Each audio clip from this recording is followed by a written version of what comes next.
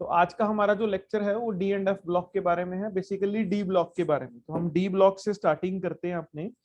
तो जो हमारा डी ब्लॉक एलिमेंट्स हैं हम लोग उनके बारे में पढ़ते हैं। तो डी ब्लॉक एलिमेंट्स हैं हमारे पास। जो डी ब्लॉक है, डी ब्लॉक को जनरली हमारे पास जो बोला जाता है वो ट्रांजिशन एलिमेंट्स कहा जाता है। D blocks are generally known as transition elements. अब वैसे होता क्या है, जैसे हमारे पास ये ब्लॉक्स हैं, तो ये हमारे पास है एस ब्लॉक और ये हमारे पास है डी ब्लॉक, और हमारे पास राइट में बिल्कुल होता है पी ब्लॉक। तो ये हमारे पास पी ब्लॉक है, in the middle D block है, इधर एस ब्लॉक है। तो जो डी ब्लॉक होता है उसकी जो प्रॉपर्टीज होती हैं वो एस और पी के बीच में ट्रांजिट करती हैं, यानी कि इन बिटवीन होती हैं एस और पी के। ना तो ये एस की तरह, एस जो है पूरे मेटेलिक होते हैं, तो ना तो ये एस की तरह बहुत बहुत ही ज्यादा मेटेलिक हैं, और ना ही ये पी की तरह नॉन मेटेलिक हैं। तो ये एस से कम मेटेलिक है बट पी से ज्यादा मेटेलिक है। ठीक है। इसी तरह से जैसे एस मेटेलिक है पर ये सारे सॉफ्ट मेटल होते हैं, तो डी ब्लॉक एलिमेंट जो होते हैं वो सभी हार्ड हार्ड मेटल्स हैं। तो मेटल्स हैं और बेसिकली ये हार्ड मेटल्स हैं ये डी ब्लॉक एलिमेंट्स। तो ट्रांजिशन एलिमेंट्स हम डी ब्लॉक एलिमेंट्स को बेसिकली कहते हैं। तो D block elements are generally known as transition elements, right. अब ट्रांजिशन एलिमेंट्स, क्या हम सभी डी ब्लॉक एलिमेंट्स को कहते हैं ट्रांजिशन? तो ऐसा भी नहीं है कि हम सभी डी ब्लॉक को ट्रांजिशन कहें। एक्चुअल में क्या होता है कि तीन एलिमेंट ऐसे हैं डी ब्लॉक के जिनको हम ट्रांजिशन नहीं कहते। वो कौन कौन से एलिमेंट है? वो है जिंक, कैडमियम एंड मरकरी। तो सबसे पहले हम यही क्वेश्चन करते हैं कि कौन सा एलिमेंट ट्रांजिशन है और कौन सा नॉन ट्रांजिशन है। तो ये जो तीन एलिमेंट्स हैं जिंक, कैडमियम और mercury, they are not considered as transition element, यानी कि these are non transition elements. These elements are non-transition elements. Zinc, cadmium and mercury are non-transition elements. अब हम इसकी बात करेंगे why they are non-transition element and they are not transition element। जब हम transition element की अगर आप डेफिनेशन करो तो transition elements are those elements, चाहे उनकी ट्रांजिशन एलिमेंट्स वही एलिमेंट्स है, चाहे उनकी ग्राउंड स्टेट आप देखो, ग्राउंड स्टेट, या फिर आप उनकी जितनी भी एक्साइटेड स्टेट्स हैं चाहे आप उनको देखो। तो चाहे तो आप ग्राउंड स्टेट्स को देखो चाहे एक्साइटेड स्टेट को देखो, आपको जो एलिमेंट के अंदर डी ऑर्बिटल है, अगर वो डी ऑर्बिटल आपको इनकम्प्लीटली फिल्ड मिलता है, अगर वो इनकम्प्लीटली फिल्ड है यानी कि उसके पास D1 से लेकर D9 तक की कॉन्फ़िगरेशन है, तो वो एक ट्रांजिशन एलिमेंट है। अगर उसकी कॉन्फ़िगरेशन, जैसे जिंक की बात करते हैं, जिंक के ऊपर हम इसको एक्सप्लेन करके दिखाते हैं। तो जिंक का एटॉमिक नंबर होता है 30। तो 30 में इसकी कॉन्फ़िगरेशन होती है आर्गन, आर्गन तक 18 इलेक्ट्रॉन्स हो जाते हैं, नेक्स्ट 4s2 और होता है 3d10। अब देखो जिंक की जो ग्राउंड स्टेट है, जिंक की ये ग्राउंड स्टेट है, जिंक की ग्राउंड स्टेट है, उसमें डी के अंदर टोटल 10 इलेक्ट्रॉन्स हैं। अब मैं इसकी लिखता हूं एक एक्साइटेड स्टेट। तो एक्साइटेड स्टेट में जिंक के ऊपर है जिंक 2 पॉजिटिव आयंस। तो जिंक 2 पॉजिटिव है तो आर्गन 4s0 और 3d10 हमारे पास है। देखो चाहे तो ग्राउंड स्टेट देख लो जिंक की, चाहे एक्साइटेड स्टेट देख लो, डी के अंदर फुली फिल्ड ऑर्बिटल प्रेजेंट है, यानी कि कंप्लीटली फिल्ड डी ऑर्बिटल्स हैं। बट ट्रांजिशन एलिमेंट की जो डेफिनेशन है, according to that, transition elements वही एलिमेंट्स होते हैं जिनके पास इनकम्प्लीटली फिल्ड डी ऑर्बिटल्स होते हैं। तो जिन भी एलिमेंट्स के पास या आयंस के पास incompletely filled D orbitals present होंगे वो सभी के सभी ट्रांजिशन एलिमेंट्स होंगे, और जिनके पास ऐसा नहीं होगा वो सभी के सभी नॉन ट्रांजिशन एलिमेंट होंगे, यानी कि जैसे जिंक, कैडमियम और मरकरी। ठीक है। तो जिंक, कैडमियम और मरकरी तीन ऐसे एलिमेंट हैं, ना तो इनकी ग्राउंड स्टेट में और ना ही इनकी एक्साइटेड स्टेट में, किसी भी स्टेट में जो एलिमेंट्स है उनके पास incompletely filled D orbitals present होंगे। तो दोनों के अंदर ही completely filled D orbitals present होते हैं। तो that's why zinc, cadmium and mercury, zinc, cadmium and mercury are non transition elements. ठीक है। तो आपने इस चीज को बड़े इंपॉर्टेंटली याद रखना है। अब एक क्वेश्चन आता है कि क्या कॉपर की जो कॉन्फ़िगरेशन होती है, कॉपर की जो कॉन्फ़िगरेशन है, एटॉमिक नंबर होता है 29, तो हम उसको उसकी जो कॉन्फ़िगरेशन है वो होती है आर्गन 4s1 3d10। इसके अंदर एक्सेप्शन होती है, एक इलेक्ट्रॉन 4s से 3d में शिफ्ट कर जाता है। तो कॉपर की जो इलेक्ट्रॉनिक कॉन्फ़िगरेशन है उसमें एक इलेक्ट्रॉन s में से d में शिफ्ट हो गया। तो ये बेसिकली क्या होगा, ये कॉपर जो है, कॉपर की ग्राउंड स्टेट कॉन्फ़िगरेशन है, इसके अंदर d ऑर्बिटल कंप्लीटली फिल्ड है। तो क्वेश्चन आता है कि ग्राउंड स्टेट में कॉपर की कंप्लीटली फिल्ड d ऑर्बिटल है, तो क्या ये ट्रांजिशन है या नॉन ट्रांजिशन? तो इसका आंसर जब हम देखते हैं तो हमें इसकी देखनी होती है एक्साइटेड स्टेट बेसिकली। तो जब हम इसकी एक्साइटेड स्टेट देखते हैं तो कॉपर के अंदर, एक्साइटेड स्टेट के अंदर कॉपर की 2 पॉजिटिव एक्साइटेड स्टेट हो तो उसके अंदर जब कॉन्फ़िगरेशन देखी जाती है तो वहां पर incompletely filled D orbital present होता है, जिस वजह से हम ये कहते हैं कि copper is a transition element. While zinc, cadmium and mercury ना तो उनकी ग्राउंड स्टेट में और ना ही उनकी एक्साइटेड स्टेट में, किसी भी स्टेट में कोई भी इलेक्ट्रॉन अनपेयर्ड नहीं होता। तो अगर अनपेयर्ड नहीं है तो इसका मतलब है कि वो हमारे पास एक क्या होगी, वो हमारे पास एक ट्रांजिशन एलिमेंट नहीं होगा, यानी कि it is a non transition element. I hope ये पॉइंट सबको क्लियर हो गया होगा। This is a very important point, transition non transition का। ये सबसे फर्स्ट क्वेश्चन आता है जिसको हमने बहुत अच्छे से करना है, ठीक है। तो ये ट्रांजिशन नॉन ट्रांजिशन का जो कॉन्सेप्ट है वो आपको अच्छे से आना चाहिए कि कौन सा एलिमेंट ट्रांजिशन है, कौन सा एलिमेंट नॉन ट्रांजिशन है, ठीक है। आपको बेसिकली एलिमेंट की ग्राउंड स्टेट या फिर उसकी एक्साइटेड स्टेट को चेक करना है। अगर उसकी ग्राउंड स्टेट और एक्साइटेड स्टेट दोनों में ही अनपेयर्ड इलेक्ट्रॉन प्रेजेंट नहीं है, कोई भी एटलीस्ट वन, तो वो ट्रांजिशन नहीं है। तो ऐसे 3 ही है, जिंक, कैडमियम एंड मरकरी, जो ट्रांजिशन नहीं है। तो इसको आपने अच्छे से करना है जी। अब हम इनकी प्रॉपर्टीज पे आते हैं बेसिकली। तो हम प्रॉपर्टीज पे आएंगे, प्रॉपर्टीज पढ़ेंगे बेसिकली। तो प्रॉपर्टीज में जो सबसे पहली प्रॉपर्टी आप लोग पढ़ोगे वो है हमारे पास एटॉमिक साइज के बारे में। जो नेक्स्ट टॉपिक है हमारा वो अब हम इसकी इनकी जनरल प्रॉपर्टीज एंड कैरेक्टरिस्टिक्स पे आते हैं। तो पहली कैरेक्टरिस्टिक है इनकी एटॉमिक साइज, वेरी इंपॉर्टेंट। देखो स्कैंडियम से हम चलेंगे, स्कैंडियम से जिंक तक 3D सीरीज है ये। Scandium, titanium, vanadium, chromium, manganese, iron, cobalt, निकल, कॉपर, जिंक। आपको याद भी करना है तो याद आप अच्छे से कर सकते हो इसको। शक्ति, विक्रमन, फीको, निकुजन। आप इसको पार्ट्स में याद कर सकते हो। पहले 2 शक्ति, फिर अगले 3 विक्रमन, नेक्स्ट 2 फैको और लास्ट 3 निकुजन। तो इसको आपने पहले तो आपको ये सीरीज याद होनी चाहिए, 3D सीरीज के एलिमेंट कौन कौन से एलिमेंट हैं। अब दूसरी बात, जैसे हम लेफ्ट टू राइट जाते हैं तो जनरल हम लोग क्या पढ़ते हैं कि लेफ्ट टू राइट जब भी हम मूव करेंगे किसी भी पीरियड के अंदर, किसी भी पीरियड के अंदर जब भी हम मूव करेंगे तो जो साइज होता है वो डिक्रीज करता है। तो साइज डिक्रीज क्यों करता है? साइज डिक्रीज करता है क्योंकि न्यूक्लियर चार्ज इंक्रीज करता है। न्यूक्लियर चार्ज इंक्रीज करेगा तो साइज बेसिकली डिक्रीज करेगा, डिक्रीज होएगा साइज, तभी न्यूक्लियर चार्ज बेसिकली इंक्रीज करता है, साइज डिक्रीज होगा। तो यहाँ पर हम लोग पढ़ते हैं their atomic radius decreases in the series from left to right, it decreases up to the middle and then become almost same and slight increase in the end। अब इसके अंदर ना जो हमारे पास डी ब्लॉक की 3D जो group है उसके अंदर हमें थोड़ी सी इरेगुलरिटी सी मिलती है।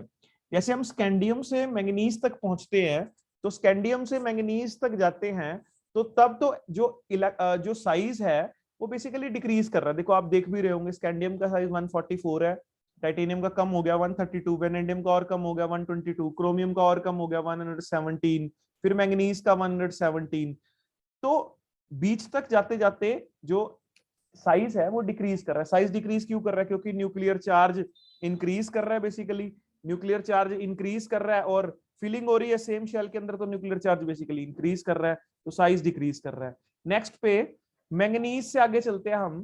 तो मैंगनीज, आयरन, कोबाल्ट, निकल, कॉपर, देखो आगे जो साइज है वो ऑलमोस्ट सेम हो जाता है। क्यों? क्योंकि मैंगनीज तक इलेक्ट्रॉन भर गए 5 टोटल। अब 5 इलेक्ट्रॉन के बाद जैसे ही हमने 26 एलिमेंट के अंदर इलेक्ट्रॉन फिल करने स्टार्ट किए तो पेयरिंग स्टार्ट होगी।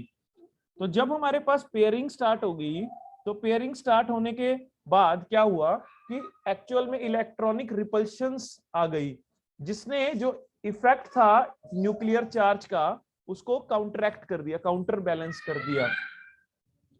तो बेसिकली हमारे पास शुरू में तो साइज करता है डिक्रीज, लिखा हुआ है, आप इसको पढ़ के देख सकते हो।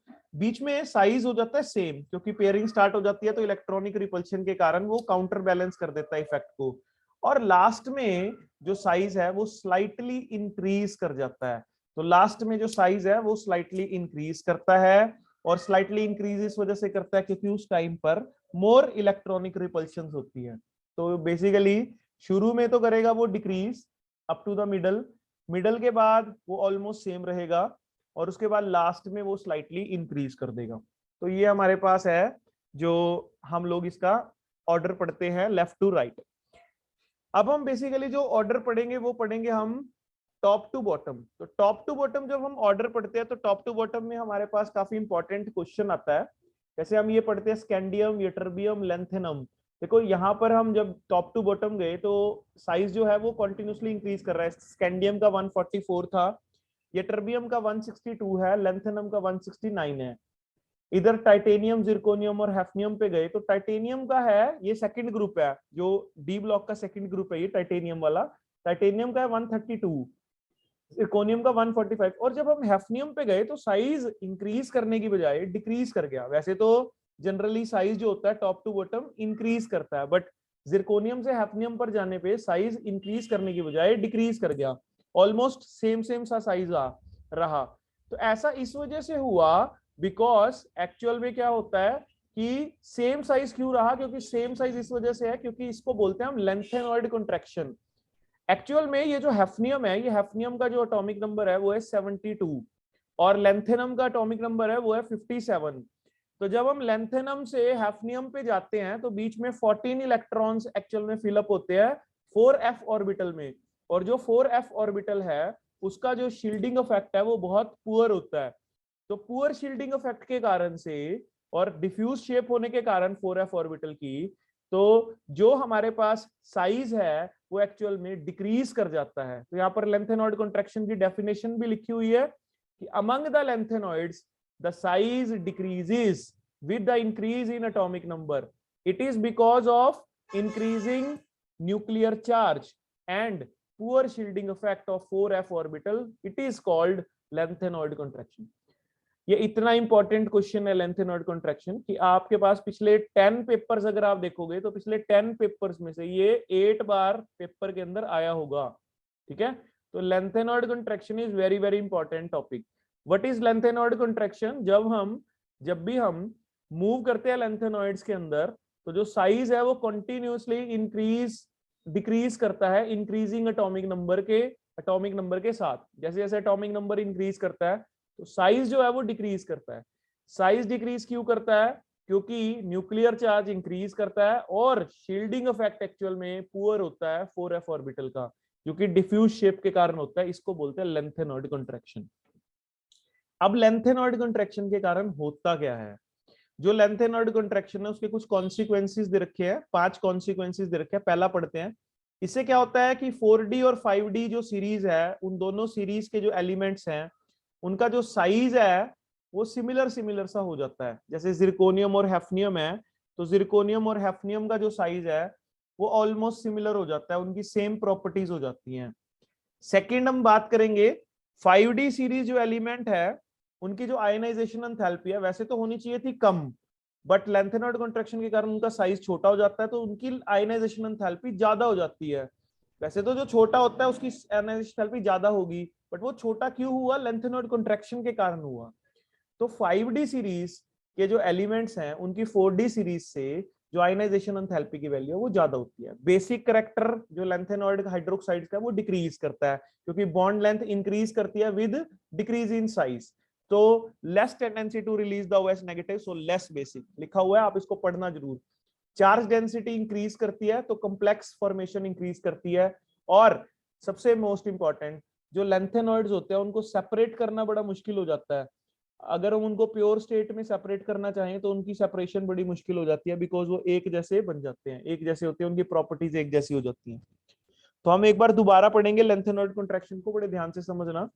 जब हम टॉप टू बॉटम जाते हैं तो टॉप टू बॉटम में साइज करना चाहिए था इंक्रीज, बट साइज एक्चुअल में करता है डिक्रीज। कारण उसका बिकॉज उससे पहले, हैफनियम से पहले जो इलेक्ट्रॉन्स थे वो 4f ऑर्बिटल के अंदर फिलअप हुए।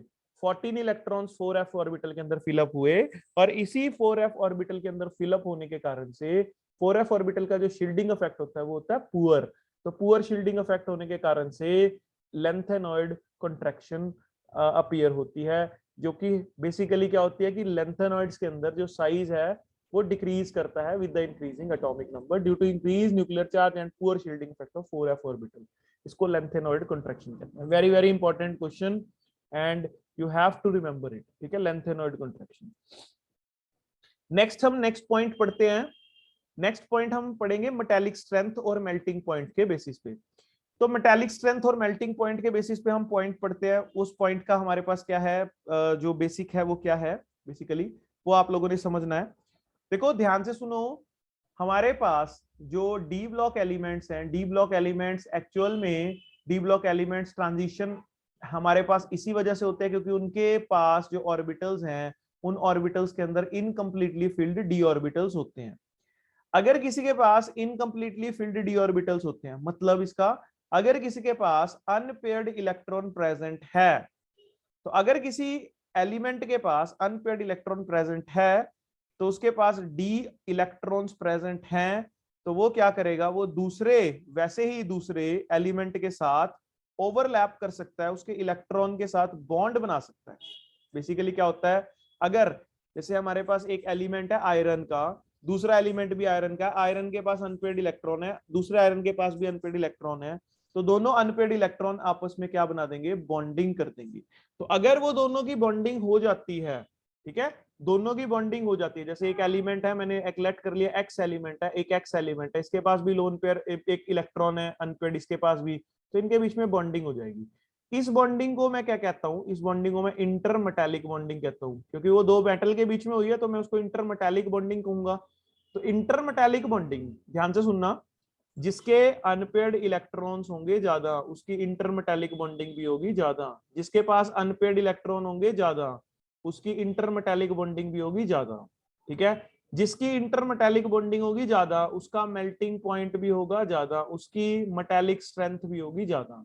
तो जिसके पास अनपेयर्ड इलेक्ट्रॉन ज्यादा उसका उसके पास डी डी ओवरलैपिंग, यानी कि डी इलेक्ट्रॉन और डी इलेक्ट्रॉन के बीच में ओवरलैपिंग ज्यादा, जितने ज्यादा अनपेयर्ड इलेक्ट्रॉन उतने ही ज्यादा स्ट्रॉन्गर मेटालिक बॉन्डिंग, और जितनी ज्यादा स्ट्रॉन्गर मेटालिक बॉन्डिंग उतना ही स्ट्रॉन्गर मेल्टिंग पॉइंट, उतना ही ज्यादा मेल्टिंग पॉइंट। तो आपने ये पॉइंट्स आपने ध्यान से समझना है, इसको पढ़ते भी है। These are hard metals with high melting point due to strong metallic bonding. The strong metallic bonding is formed by overlap of half-filled dd overlap, that is more the number of unpaired electron in d orbital of transition element, stronger is the metallic bonding. Hence melting point increases from scandium to manganese and then decreases up to zinc. तो ये depend करता है unpaired electron पे, जितने ज्यादा unpaired electron उसका melting point, उसकी metallic strength उतनी ही ज्यादा। तो इसको आपने जरूर याद रखना है, ठीक है। नेक्स्ट टॉपिक, अब सेम टॉपिक इसी से ही बेस्ड है, वो मेटालिक स्ट्रेंथ से ही, जिसकी मेटालिक स्ट्रेंथ ज्यादा उसकी उसकी बॉन्डिंग ज्यादा, जिसके पास उसकी एंथैल्पी ऑफ एटमाइजेशन भी ज्यादा। अब पहली बात, what is enthalpy of atomization. कोई हमारे पास मेटल है, वो मेटल बेसिकली क्या है, सॉलिड है वो मेटल, देखो यहाँ पर लिखा भी हुआ है, ये एक सॉलिड मेटल है, देखो ये सॉलिड मेटल है, और उस सॉलिड मेटल को गैसियस एटम्स के अंदर कन्वर्ट करना है। कहां पर कन्वर्ट करना है, गैसियस एटम्स के अंदर। तो जितनी अमाउंट ऑफ हीट रिक्वायर्ड है उस सॉलिड मेटल को गैसियस एटम्स के अंदर कन्वर्ट करने के लिए, उसको एंथैल्पी ऑफ एटमाइजेशन कहते हैं। That is the amount of heat required to change 1 mole solid metal lattice into gaseous atoms. It is known as enthalpy of atomization. इसको हम enthalpy of atomization कहते हैं। अब बेसिकली enthalpy of atomization के बारे में हम पढ़ते हैं, तो enthalpy of atomization क्या है, enthalpy of atomization transition metals की कैसे ज्यादा है। जो ट्रांजिशन मेटल्स होते हैं इनकी जो enthalpy of atomization होती है वो बेसिकली हाई होती है, बिकॉज इनके पास स्ट्रॉन्ग मेटालिक बॉन्ड्स होते हैं due to overlapping of half filled D orbital, यानी कि इनके पास जिनके पास भी डी डी ओवरलैप ज्यादा होगा उसकी एंथैल्पी ऑफ एटमाइजेशन ज्यादा होगी, ठीक है, ये आपने याद रखना है। जिसके पास डी डी ओवरलैपिंग ज्यादा होगी, यानी कि जिसके पास अनपेड इलेक्ट्रॉन ज्यादा होंगे, उसकी जो एंथैल्पी ऑफ एटमाइजेशन है वो भी ज्यादा होगी। ठीक है, अब आप इसमें देखो, जो हमने जैसे पहले किया था, 3 हमने नॉन ट्रांजिशन एलिमेंट किए, एक किया हमने जिंक, एक किया कैडमियम, एक मरकरी। अब वो नॉन ट्रांजिशन है, उनके पास अनपेड इलेक्ट्रॉन प्रेजेंट ही नहीं है, तो अगर उनके पास अनपेड इलेक्ट्रॉन प्रेजेंट नहीं है तो वो अच्छे क्या नहीं है, वो उनकी मेटालिक बॉन्डिंग अच्छी नहीं है, they have week metallic bonding because they have due to absence of dd overlap, hence small enthalpy of atomization and can be distilled easily, उनको तोड़ना आसान है।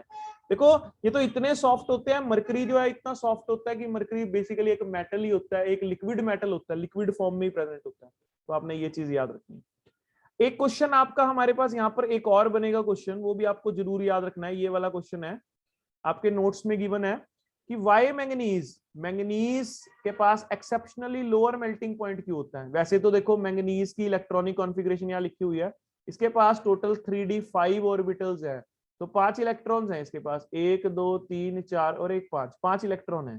अब 5 इलेक्ट्रॉन है तो मैंगनीज की जो 5 इलेक्ट्रॉन होने के कारण से जो एंथैल्पी ऑफ एटमाइजेशन या इसकी जो मेल्टिंग पॉइंट है वो तो ज्यादा होना चाहिए था, तो ये कम क्यों है। तो ऐसा इस वजह से होता है क्योंकि मैंगनीज और टेक्नेटिशियम में बेसिकली जो प्रेजेंट होते हैं वो होती है हाफ फील्ड स्टेबल कॉन्फ़िगरेशन, ये हाफ फील्ड स्टेबल कॉन्फ़िगरेशन होती है, और हाफ फील्ड स्टेबल कॉन्फ़िगरेशन के कारण से ये D5 स्टेबल कॉन्फ़िगरेशन है, हाफ फील्ड स्टेबल है, इसके कारण जो मैंगनीज और टेक्नेटिशियम है इनका मेल्टिंग पॉइंट लो हो जाता है, बिकॉज जितनी स्टेबल कॉन्फ़िगरेशन होगी उतना वो इंटरमेटालिक जो बॉन्ड है वो देर में बनाएगा, और जितना देर में बनेगा बॉन्ड उतनी मेल्टिंग पॉइंट उसका लोअर होगा। अगर वो बॉन्ड जल्दी बनाएगा तो उसका मेल्टिंग पॉइंट ज्यादा होगा, अगर वो बॉन्ड देर में बनाएगा तो उसका मेल्टिंग पॉइंट कम होगा। तो ये बेसिकली था आज का लेक्चर, इतना ही है हमारा, आज हमने इतने ही टॉपिक्स करने हैं, तो ये हमने बेसिक टॉपिक्स करने हैं जो हमने डी ब्लॉक से कवर अप करने हैं। आज हमने शुरू में एक तो टॉपिक हमने किया उनके ट्रांजिशन और नॉन ट्रांजिशन के बारे में सबसे पहले, दूसरा हमने टॉपिक किया उनके एटॉमिक साइज के बारे में, तीसरा हमने टॉपिक किया लेंथेनॉइड कॉन्ट्रैक्शन उसी एटॉमिक साइज के अंदर इंक्लूड था, थर्ड टॉपिक जो हमने किया वो था हमारे पास बेसिकली मेटालिक स्ट्रेंथ और मेल्टिंग पॉइंट के बेसिस पे, और नेक्स्ट हमने जो टॉपिक किया वो था एंथैल्पी ऑफ एटमाइजेशन के ऊपर। तो एंथैल्पी ऑफ एटमाइजेशन में हमने क्वेश्चन पढ़ा, मैंगनीज का भी, हमने जिंक कैडमियम मरकरी का भी पढ़ा, और टंगस्टन का बेसिकली जो हाईएस्ट मेल्टिंग पॉइंट पाया जाता है क्योंकि वो 5D सीरीज का भी होता है और उसके जो एलिमेंट्स हैं उनके मेल्टिंग पॉइंट्स हैं वो ज्यादा पाए जाते हैं क्योंकि अनपेड इलेक्ट्रॉन ज्यादा है तो बॉन्डिंग उसकी स्ट्रॉन्गर होती है। जितने लोअर हमारे पास एलिमेंट होते हैं जैसे 5D या 65D सीरीज के 4D 5D की, उनके एंथैल्पी ऑफ एटमाइजेशन ज्यादा पाई जाती है क्योंकि उनके पास बॉन्डिंग जो है ओवरलैपिंग उनकी अच्छी होती है क्योंकि साइज उनका बड़ा होता है। तो आपने ये चीजें याद रखनी है। आज का हमारा इतना काम था जो हम लोगों ने करना है, ठीक है। तो आई होप आप लोग इस काम को कर लोगे और इतने काम को आप लोगों ने जरूर करना है, ठीक है जी।